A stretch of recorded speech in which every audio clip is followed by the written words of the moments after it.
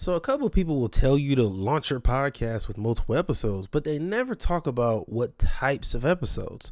See, what you got to think about is what type of content do you want your listeners to first hear from you?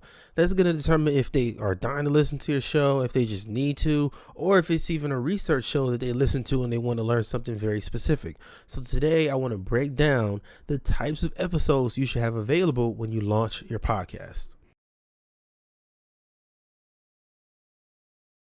What's up, podcasters? I'm Coach Chris. I'm here to help you launch, grow, and monetize your podcast. Now, today, I got to get into launching your show. We got to talk about exactly how you launch and specifically this whole 4-episode, 5-episode thing. And really, you could launch with 3, 4, or 5 episodes. And the reason why you want multiple episodes available is because when people first go to your show and they subscribe, that doesn't count as one play or one download.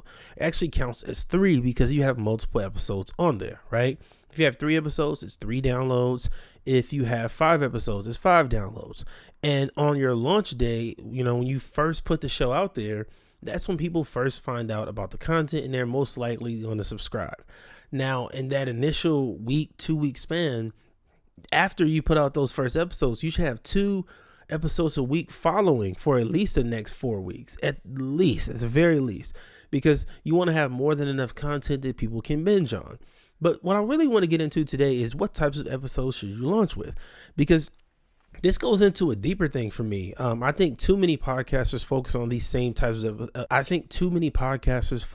same types of episodes long term. When you listen to a lot of shows, they all sound the same. Like the people that don't listen to podcasts and make jokes about them, they make some really funny, good jokes because it's true. Like when most of the interviews are people just talking in circles, saying the same thing over and over again, nothing really in depth. Most of the solo episodes can be entertaining, but a lot of the hosts hold back because they just don't really know how to express their pain and articulate themselves very well. So you really have to have a strategy to avoid sounding that way, or a plan so you can make better content, right? So I have a couple different types of episodes that I work with my clients on.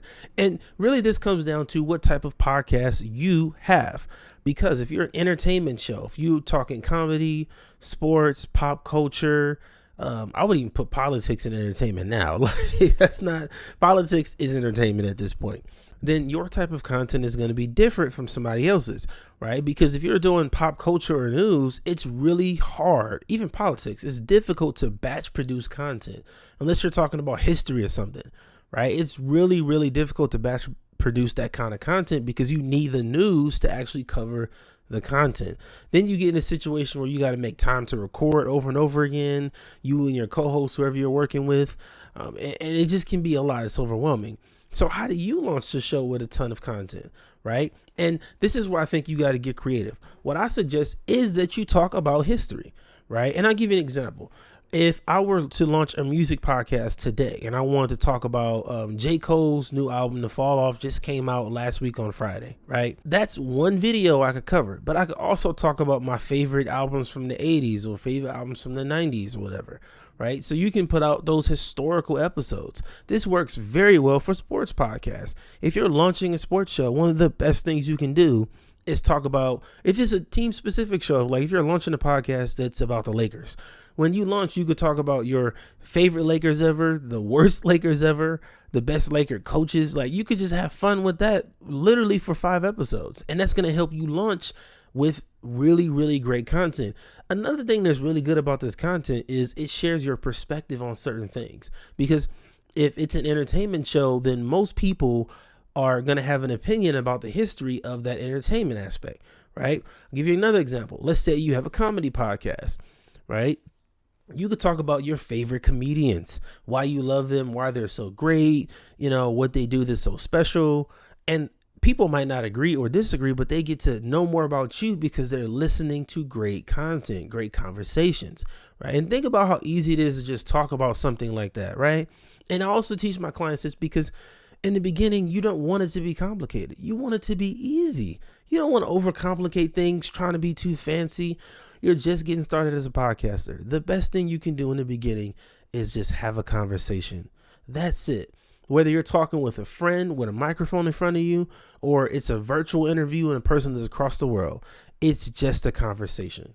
Keep it simple, right? But this strategy allows you to create kind of a boundary, right? If we say, okay, this episode, we're only going to talk about our favorite comedian. Like we got to pick one comedian and talk about him for the entire episode, what we like and don't like about that favorite comedian, right? Yours is Chris Rock. Mine is Dave Chappelle, whatever it is, right? Now we have a boundary of what we can talk about. We can talk about their best stand-ups, their worst stand-ups, their movies, right? Now, having that conversation is going to be very easy. We can talk about that for hours. All we need is 45 minutes, maybe an hour and a half at the most, 2 hours at the most. And now we have a great episode. So now you do something like that 3 different times and you launch the show. Now, when you launch the podcast, think about how much engaging that will be. That's really engaging to the audience. Right now, people are dying to listen to more of your perspectives and get more of your opinions about the current comedy landscape or the current state of your favorite sports team because you gave your opinion on their history. Right. So that's just a strategy for entertainment podcasts and how you can launch with multiple episodes, even if you're covering popular trending topics on the show. So now on the other side, we got business podcasts. These are the shows that companies may launch. These are shows that, personal brands like consultants, freelancers, public speakers, authors, if you're that person, you're a solopreneur, entrepreneur, and you're launching a show with the intention to sell a product or provide a service or something like that, all good. You can do that. You'll be successful. But here's how you can launch with multiple episodes. And I think here it's pretty easy. You need to teach. It's that simple. Literally teach people something, even if you think they know it. Teach them. I made that assumption for a long time that everybody that was launching a podcast or wanted to launch a show had already done enough research, right? And I don't know why I thought that. Like, if you've done enough research, you don't need any of my stuff. You don't need that. That's what I thought for a long time. But now I see that you actually have to have that stuff available so you can reach the people, right? Because they might be coming to you and you might be the first line of research. You never know, right? For example, if I was to have a podcast about digital marketing, we're going to talk about Facebook ads and Google ads and all that stuff and who should use it for their business. In the first 5 episodes, I would use at least 3 to teach something valuable, very, very valuable. I would take something from one of my courses or my coaching programs or my actual services I provide. I'm taking a whole process from there and inputting it into my episode, right? Because what it's going to do, again, if you're on the entertainment side, you want to entertain. Remember over there, I talked about getting people to want to come back and listen. You want to grab their ears. On the business side, you want to teach them something so that they never forget you. You want to teach them something so valuable, they're like, damn, I got to listen to this show again, right? And you want it to be something you teach inside of your realm. So if you're in digital marketing, you obviously got to teach them something about digital marketing, right? Your first 3 episodes could be how to market on Facebook or when should you start using Facebook ads. That's a great episode. I think a lot of people get value from that.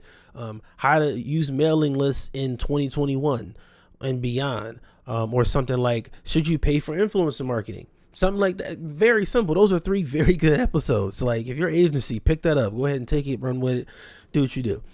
Now, on the other side, there's another part you can do as a business host, and I think this is really important. I think you need to have storytelling. You got to have storytelling. It's a big part of podcasting, and I think a lot of business shows ignore this because most people don't know how to tell good stories. Like when you listen to a lot of people tell stories, they kind of go around the point and give you a lot of unnecessary details. But if you can tell a concise story, that's really good because the story should be about you or your business. Very simple. Just a simple experience, something you went through to get to where you are now, something you might have learned in the whole process of figuring that out. That's a simple story you can have. It could be a failure. It could be a huge success. But you want to tell stories because that's what gets people to relate to you. And if they relate to you, they're going to like you, right? Know, like, and trust, part of the business process. So if you put out 3 episodes in the beginning, in 2 of them, you teach something valuable. They get to a result. And 1 of them, you tell a great story. In 3 episodes, you got a really loyal listener. Now, whatever product you're selling, over time, that person is going to want to buy with you, right? And I would suggest having some kind of subscription or software service because that's going to be the most profitable, but I'll talk about that in another video. But As a business, you gotta have that kind of plan set up in the beginning. You want to teach them something valuable, and then you want to tell a story so that they get to know you more. Because in entertainment, again, they're giving their perspective on things that other people already like, right? It's easy to talk about movies and TV shows and all of that stuff. Super easy. If I'm going to sit down and talk about music, easy. It's harder to talk about business stuff without it being boring. So you got to use stories to tie it all together, right? For me, I can tell a story about how I started my first software company, and I didn't even know how to code, and I got my first user in 30 days. That's a great story that a lot of people would want to hear. And you got to really think about stories from the perspective of, you're not trying to immediately sell them anything. You don't want to sell when you're telling the story, right? That's not the point. The point is to get them to see you for who you really are, to see the company for what it really is, right? You want to get down to why you are where you are, what experiences got you here, right? That is, I believe, the most important part of storytelling for me. And that's why I tell stories on my podcast. So those are just some of the launch strategies and specific episode types for entertainment podcasts and business podcasts. And I truly believe that you got to really decide what your show is about and what you're going to do first, and really what your intentions are. Because it definitely matters. If you're a business show and you want to get leads and you want to make money selling your software, then your content is going to sound a lot different than the guys who are making episodes about, the NBA playoffs, right? It's going to be totally different types of content. So you got to decide what you are early and up front, because that's going to be really the segue to creating a great plan and then being successful. So thank you so much for tuning in. Thank you for being here. Make sure you hit the like button, subscribe to the channel. Really appreciate that. Also, if you want to learn more about the podcast Profit Club, is linked in the description below. I am Coach Chris, and I'll see you next time.